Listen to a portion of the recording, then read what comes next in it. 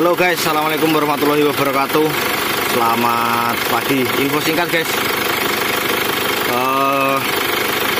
cara tepat menghilangkan oli ketika Captiva diesel sudah terjadi kebocoran pada oli cooler. Oli coolernya wajib diganti, ganti oli coolernya. Setelah oli coolernya diganti, pasti di dalam sini itu full oli ya.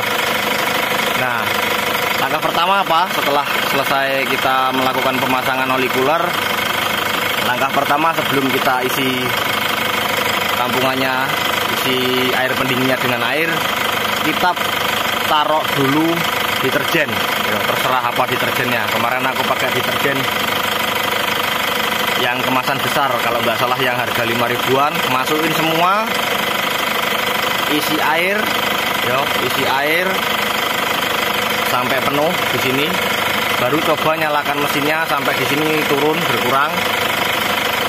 Ya, pastikan deterjen yang kita masukkan tadi bisa menjadi buih. Artinya tidak boleh langsung penuh airnya, harus jadi buih dulu deterjennya ya. Nah, setelah deterjennya jadi buih, biarkan beberapa saat mesinnya running, baru kita isi air pelan-pelan supaya oli-oli yang ada di saluran sistem pendingin itu bisa terangkat ya. Karena bersihin oli itu harusnya tetap dilap, disikat gitu ya. Karena kita nggak bisa melakukannya di dalam saluran sistem pendingin seperti di radiator gitu ya, di sela-sela yang lainnya. Otomatis kita bersihnya hanya dengan buih, karena deterjen itu yang manjur buihnya, bukan cairannya, buihnya. Jadi kita ciptakan buih dulu. Nah, lakukan berkala, jangan egois.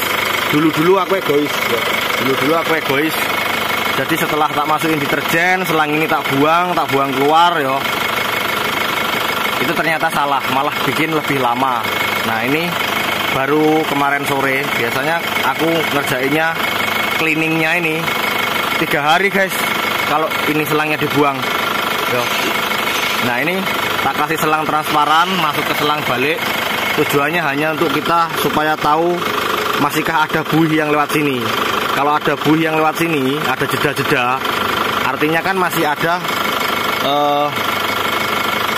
udara palsu yang terjebak di dalam sistem pendingin. Karena memang sistem pendinginnya kan belum lancar total gitu ya. Jadi ini hanya untuk kontrol saja. Nah, ini udah nggak ada buih sama sekali, air bersirkulasi dengan baik. Ya, di sini sudah menunjukkan ada asap-asap, artinya kalau ada asap di cairan sistem pendingin itu sudah panas ya. Nah, itu masih ada beberapa gelembung yang keluar. Artinya ketika ada gelembung yang keluar, gelembung itu membawa kotoran oli yang ada di dalam saluran sistem pendingin. Nah, ini udah mulai bersih, mulai kemarin sore jam 5 selesai pasang oli cooler, tak coba nyalain, langsung tak isi deterjen full. Nggak tak buang ini malah nggak tak buang. Jadi kita tunggu dari sini, ini kan tak penuhin. Nanti kalau memang udah panas, temperatur kerjanya udah tercapai di setengah ya.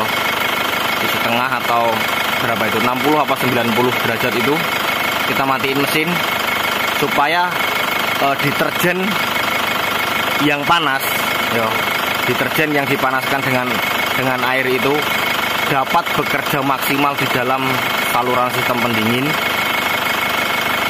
Katanya kalau airnya panas dicampur deterjen itu akan lebih mudah mengangkat noda membandal kan gitu.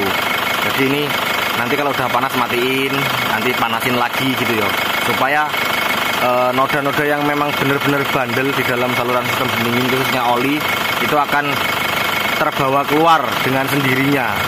Karena hukumnya gini, air dengan oli, meskipun kalau kita lihat itu kentelan oli daripada air ya, tapi secara teknis berat jenis air lebih berat daripada oli.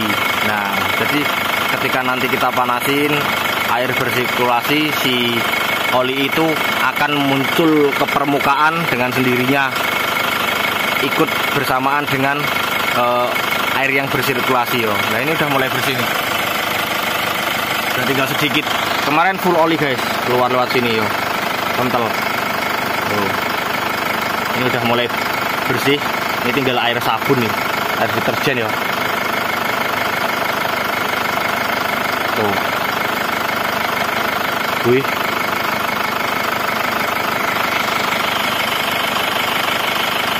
Nah, tuh. Oli muncul ke permukaan, dihantar oleh gelembung ya, dihantar oleh gelembung. Jadi ketika misal di dalam radiator itu ada udara palsu yang terjebak di sana, terdorong oleh cairan deterjen yang mencoba membersihkan nodanya, pasti akan keluar. Nah, ketika keluar otomatis cepat kan, sowuk gitu, pasti akan bergelembung. Oke, ini jangan egois, jangan langsung kotor di sini.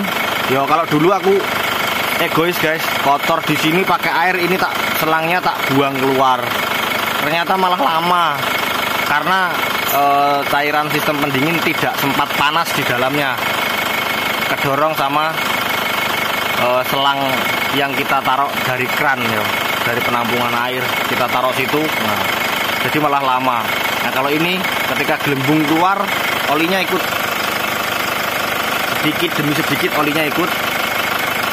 Tuh yo, olinya akan ngambang di atas, olinya akan terapung. Ini ki,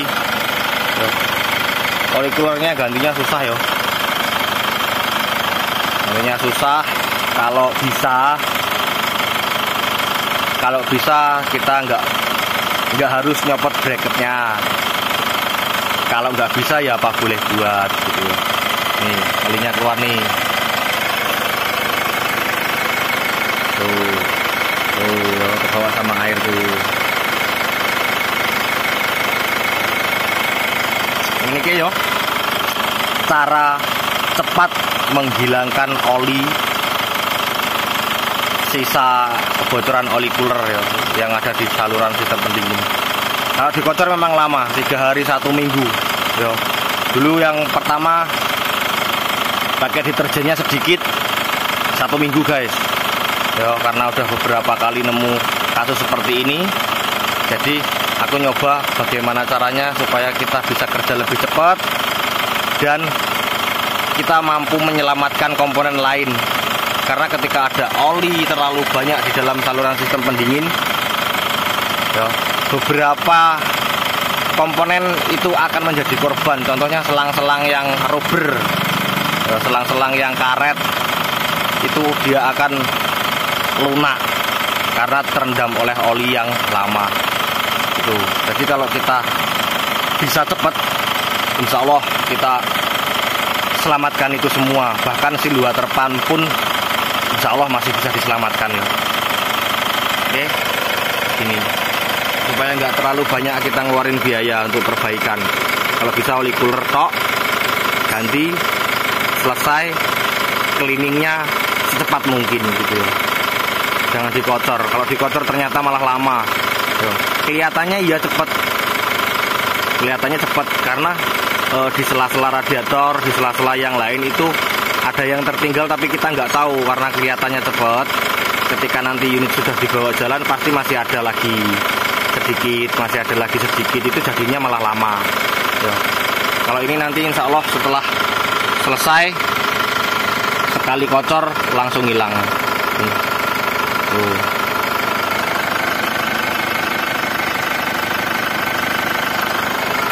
Oke, ini yo. Semoga bermanfaat. Sekian dari saya, Arif Bayu Wicaksono yang bertugas. Salam mekanik desa paling konyol.